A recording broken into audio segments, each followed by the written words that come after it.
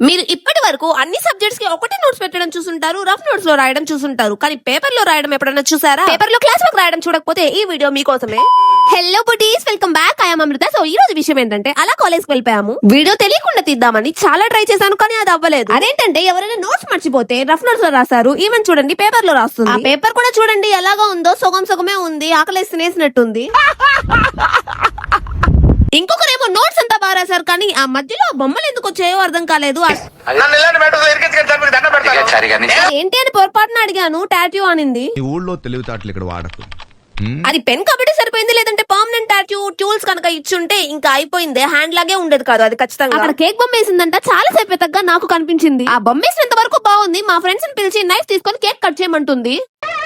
ఏంటి బాబా అన్న ఇంకోసారి? పాప మా హ్యాండ్ ఓనర్ కి ఏం చేయాలో అర్థం కాలేదు. ఆహా, విధాడిందిరా నీతో నీ వింత నాటకం. That's all for today buddies. మీరు ఈ వీడియో ఇన్స్టాగ్రామ్ లో చూస్తున్నట్టయితే ఫాలో చేయండి, అండ్ యూట్యూబ్ లో చూస్తున్నట్టయితే సబ్స్క్రైబ్ చేయండి. Thank you so much for watching. By by.